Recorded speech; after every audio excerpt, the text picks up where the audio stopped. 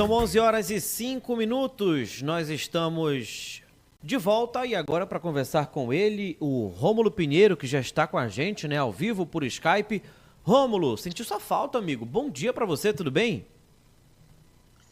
Bom dia, meu amigo Max Souza. Um bom dia aí por Daí Andrade também. Macapá, depois de uma breve ausência, voltando com força total e lembrando que ao final da coluna agora encontrarei o professor Rodolfo Marques, que está aqui na cidade, e a caminho de Goiânia estaremos para hoje à noite levantarmos mais uma taça do campeão, do maior campeão da Amazônia. Olha aí, Bom dia, Rômulo. Prazer estar contigo novamente. E, Max, nada de pé frio não, tá? É verdade. É pé quente. Olha, hoje eu não acredito no pé frio porque 6-0 é muito difícil de reverter. Agora, a maior zebra da história do Paysandu.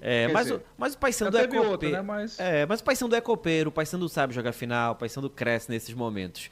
Bom, já que estamos, né, nesse clima de final, quero também entender o que está acontecendo em Brasília e como é que está esse clima em Brasília, porque vamos falar da análise dos vetos presidenciais pelo Congresso Nacional. E, como sempre, gerando muito debate, né, Rômulo? Pois é, Max. Também, assim como a final de hoje à noite, também pegando fogo aqui as articulações políticas em Brasília, principalmente depois de que do que aconteceu ontem. Na prática, Max, o governo previa já uma derrota em alguns pontos que o presidente Lula havia vetado em vários dispositivos de lei. Por outro lado, isso cobra um preço muito caro também, ou deve custar um preço muito caro à sociedade. E a gente vai tentar discutir sobre um aspecto mais prático, tentando afastar um pouco as paixões políticas de ambos os lados. Então, aqui no Congresso, a gente costuma sempre mencionar que muitas das vezes se joga para a plateia ou ainda para uma suposta base política que colocou aquele representante lá no Congresso Nacional. Então, um dos pontos mais caros ao governo foi o veto à questão das saídas temporárias dos presos, que o pessoal conhece como as saidinhas. E é claro que, para quem está nos ouvindo aqui, nossa audiência que é qualificada, compreende que a discussão sobre a possibilidade de sair temporariamente daqueles que estão presos envolve algo muito maior do que o vulgo conhece aí, ou acha que ele vai sair para cometer novos crimes, e quando sai comete crime, aí fica claro que não deve sair. Então, a discussão técnica sobre o assunto, tanto por parte do mundo jurídico, como por parte lá, ou aqui do Congresso Nacional, ela é muito mais ampla, porque a gente tem que perceber que a nova lei que alterou essa progressão de regime, essa possibilidade de saída temporária, tem toda uma consequência. É claro que para quem não conhece do assunto ou conhece muito pouco, pode achar que presos saindo mais vezes para visitar a família em Dia dos Pais, Dia das Mães. E o preso que matou o filho vai ser no Dia das Crianças, aí que matou a mãe vai ser no Dia das Mães, aí lembro de Suzane Richthofen, lembro de Nardoni. Então, é muita desinformação nesse tempo em que a gente precisa discutir de maneira mais focada naquilo que vai acontecer a partir de então. Então, é claro que de um percentual muito grande de pessoas que saem nesses períodos, um percentual pequeno, e isso tem dados específicos sobre o fato, ainda volta a cometer delitos porque está em processo de ressocialização. Então, Max e Dayane, qual é o impacto dessa nova lei que foi mantida na sua integralidade, porque ela proibiu a saída temporária de presos somente autorizando para estudo, cursos, etc., que anteriormente se permitia para que os presos pudessem voltar ao Estado, à sociedade, convívio com a família de maneira paulatina e com a sociedade. Então, é assim, quando se fala em questão de execução penal, de prisão e volta dessa pessoa à sociedade, sempre se foi de maneira paulatina, sempre se entendeu que o preso deveria voltar de maneira gradativa, gradual. Nem não somente de uma vez só e nem passar também eternamente lá preso. Essa mudança, essa volta paulatina, essa volta gradual, fracionada, é exatamente para testá-lo, para saber se ele tem condições aí de estar de novo aqui no seio da sociedade. E outra, essa saída não é para todo mundo. Tem gente muito perigosa presa que não tem esse direito em razão desse grau de periculosidade, essa falta de preparo de estar ainda na sociedade. Para que o preso saia, ele tem que estar pelo menos no regime semiaberto. Então, esses crimes graves aí, de grande comoção, crimes pesados, a pessoa começa geralmente no regime fechado e lá fica, não tem saída temporária em regime fechado. Então, sempre foi assim e havia muita discussão e muito debate. Por quê? Porque é o preso que, nesses momentos em que sai, alguns deles cometem crimes e aí volta aquele debate grande. E isso foi feito de maneira mais intensa, Max, Dayan, quando no início do ano, salvo engano, um desses presos que saiu matou um policial, estava em serviço. E aí gera aquela comoção grande, como se fosse algo comum, que todos os presos que saem matam todo mundo, cometem crimes, etc. Então é claro que a gente compreende a tensão aí de parte da sociedade, a gente entende que há um receio, porque de certa forma pessoas que estão se preparando para voltar à sociedade, algumas delas voltam a cometer crimes sim, isso também é um fato. No entanto, quando o Congresso Nacional acaba com essa possibilidade, isso gera consequências. E aí que falta esse entendimento maior das pessoas, entender quais são essas consequências. Nosso trabalho é discutir essas consequências para eventualmente dizer o que pode acontecer. De antemão, eu já aviso Max e Dayan, o que vai acontecer agora? Então, a proibição às saídas temporárias está mantida, ou seja, ele só vai poder sair se for para fazer curso, instrução e educação. E é claro que isso vai ser levado a ser discutido lá no Supremo Tribunal Federal, numa ação declaratória de inconstitucionalidade. Rômulo. Oi. E Rômulo, o presidente Lula, na política, ele sempre foi conhecido como um político com uma habilidade para negociar com o Congresso. Essa não é a primeira, assim, posso classificar como derrota do presidente Lula. Em outras derrotas, por exemplo, a questão da taxação em 20% das compras de até $50 em sites internacionais, é outra perda do presidente Lula.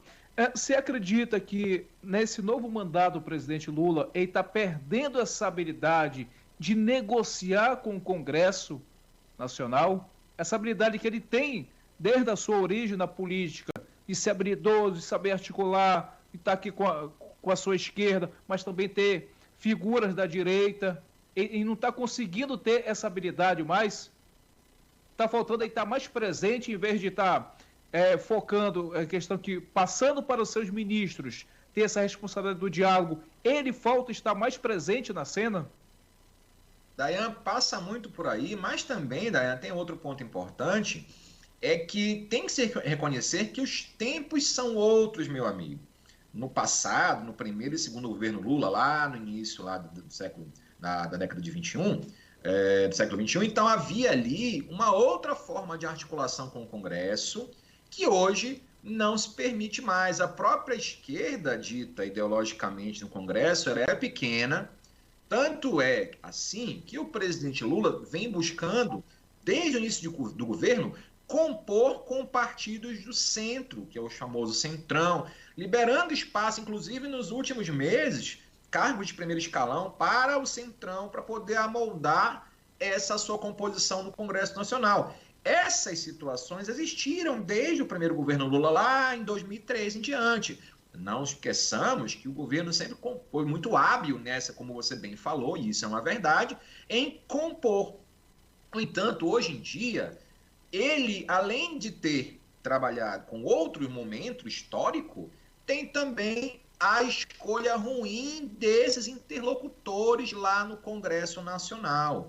O seu representante, Alexandre Padilha, é persona non grata perante Arthur Lira. Randolfo Rodrigues, lá no Senado, também tem sido bastante reclamado a sua atuação lá para essa falta de traquejo com os demais colegas do Congresso. Então, passa muito essa falta de diálogo, passa muito porque os tempos são outros, a oposição vem se articulando de maneira mais eficaz e também passa pelas mais escolhas do presidente nos seus representantes dentro do Congresso Nacional. Por diversas vezes, o presidente foi orientado a trocar o Alexandre Padilha principalmente, mas manteve a banca, manteve a aposta e, nesse momento, sofre derrotas em razão dessas escolhas ruins. O próprio presidente tem o condão e a habilidade de ir até o Congresso e negociar, tem cacife político e histórico para isso, mas ele faz através dessa representação também para evitar certo desgaste, vem abrindo espaço para o PP, para o PSD, para a União Brasil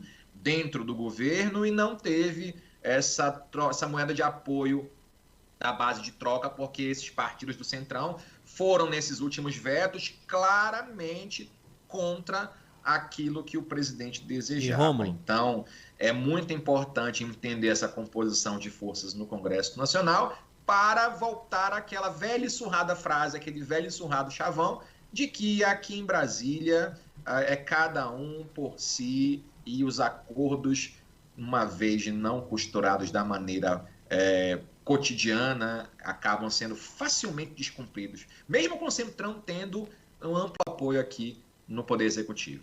Rômulo, ainda sobre o Centrão, eu vou trazer 2 exemplos aqui. Por exemplo, o apoio que o presidente Lula teve, inclusive do governo do Estado, ou seja, MDB, aqui no Pará, o MDB que, por exemplo, na Assembleia Legislativa tem uma bancada muito forte, predomina a bancada do MDB, e tivemos uma contrapartida, né, em troca desse apoio, a pasta, um ministério para o Jader Filho. Né, hoje ele é ministro. Nós temos o ministro do Turismo, que é o Celso Sabino, e talvez o que tenha mais chamado a atenção. Celso Sabino, bolsonarista do União Brasil, ferrenho mesmo, fazendo campanha a todo momento, na época, né, para o ex-presidente Jair Bolsonaro. Mas houve uma contrapartida também sobre essa conversa, sobre alinhamento, e o Celso Sabino, do nada, né? Do nada não, apenas no sentido de que pegou todo mundo de surpresa, assumindo o Ministério do Turismo. Aí, caramba, um bolsonarista assumindo? O que está acontecendo com Lula? O que é isso? Na verdade, a gente fala sobre troca de favores, né? A gente fala sobre os vetos, a gente fala muito sobre esse possível apoio, não só nas próximas eleições, mas agora em tudo que está passando por esse Congresso, ou seja, a União Brasil ganhou uma base, o PT também ganhou uma base. É só para a gente entender, né, Rômulo, esse dinamismo que é a nossa política. Porque numa noite temos um bolsonarista ferrenho e no outro assumindo o Ministério do Turismo do atual governo. Então é um jogo político que às vezes algumas pessoas não percebem, mas é a política, Rômulo. Sinal dos tempos, meu amigo Max Souza, porque você citou o exemplo do MDB, o antigo PMDB, que sempre foi conhecido aqui no Congresso como um partido muito vinculado a quem estivesse no poder. E assim foi durante os governos pós-redemocratização no país. No entanto, muito embora haja esse suporte sim do MDB hoje para o governo Lula, diferentemente do passado, o MDB não é mais maioria aqui no Congresso Nacional. Nós temos vários outros partidos, o próprio União Brasil, o PSD, o PL, são partidos de centro-direita que hoje em dia ocupam essa antiga margem maior que o MDB tinha. Então, o próprio MDB, a gente também conhece aqui, que nem, tecnicamente, nem partido ideologicamente era. É como se fosse uma federação, Max, ou seja, cada unidade tem um pensamento. Então, o MDB do Pará, por exemplo, talvez seja mais alinhado ao governo. O MDB lá do Nordeste é outra situação, do Sul. Então, sempre foi um partido como uma colcha de retalhos, várias pessoas ali de vários ramos de pensamento ideológico, como você citou aí o exemplo do deputado Sabino, enfim. E como sempre foi, mantém-se assim, está, mas com uma força muito menor do que existia no passado. Então o MDB, apesar disso tudo, dá um suporte muito grande para o governo e deu para vários governos, seja de esquerda, de direita, de centro. No entanto, a força do MDB em números também foi bastante reduzida e isso reflete, então, na falta de suporte mais amplo para o governo. Então você vê que é tanta a situação crítica, que se acordou a não serem analisados mais 8 vetos que estavam programados também para ontem, porque já se previa também essa falta de suporte. Rômulo, então você tem... Diga. Desculpa te interromper, não perde teu raciocínio, que a gente faz um intervalo rapidola e você continua com a gente, pode ser? Com certeza. Então pronto, daqui a pouco você continua falando sobre essa força do MDB de antigamente para o MDB de hoje, que antigamente para o MDB. A gente continua falando sobre esses vetos também, assunto que é um assunto envolvente, né? Não tem como a gente negar. Enfim, 11h21, Dayan, bora pro intervalo rapidola? Agora. CBN, pautas do dia. De volta com Pautas do Dia, a gente continua conversando com o Rômulo Pinheiro, com a nossa Conexão Brasília, ele que está trazendo hoje informações e análise dos vetos presidenciais pelo Congresso Nacional. E você comentava, Rômulo, agora há pouco sobre a bancada do MDB, nós comentamos também agora há pouco sobre negociações de cargos, né? Quando eu falo negociações, por exemplo, o Celso Sabino, só fazendo um resumo, né? Bolsonarista assumindo aí o Ministério do Turismo. Nós temos hoje o Jader Filho, que é do MDB, uma bancada muito forte também, inclusive de apoio ao presidente Lula. O MDB que hoje, mais uma vez, acho que assume uma neutralidade muito grande, né, em todo o Brasil. Mas enfim, você concluía e eu te interrompi por conta do intervalo.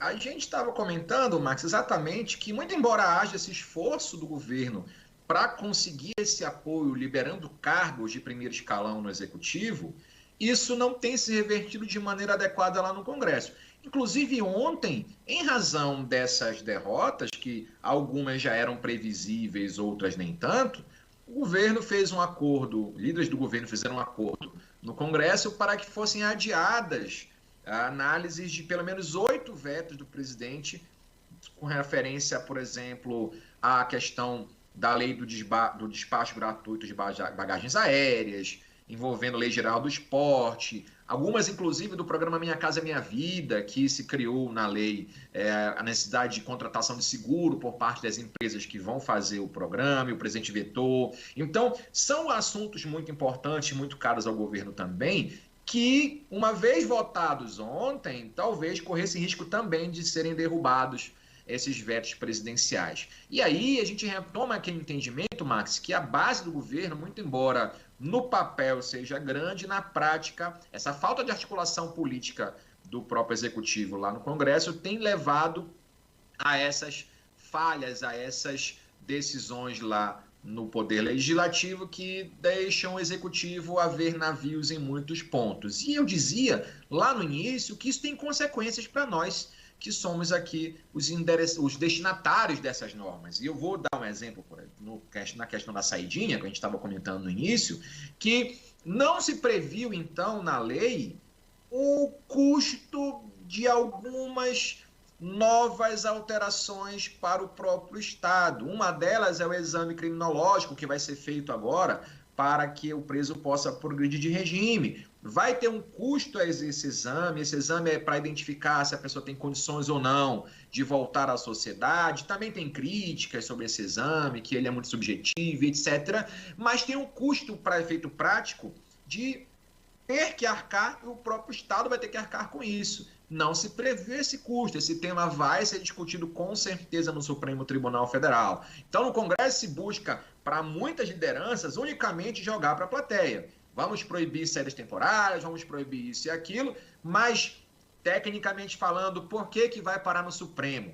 Porque se faz uma legislação muito preocupada em ganhar holofote e não se preocupa com as consequências até próprias financeiras para o Estado em razão dessas alterações. Isso sem contar as questões de eventuais rebeliões que devem acontecer, vocês podem esperar com absoluta certeza, na manutenção dessas proibições. E outro tema, Max, Dayan, muito importante, que ainda vai ter que parar no Supremo.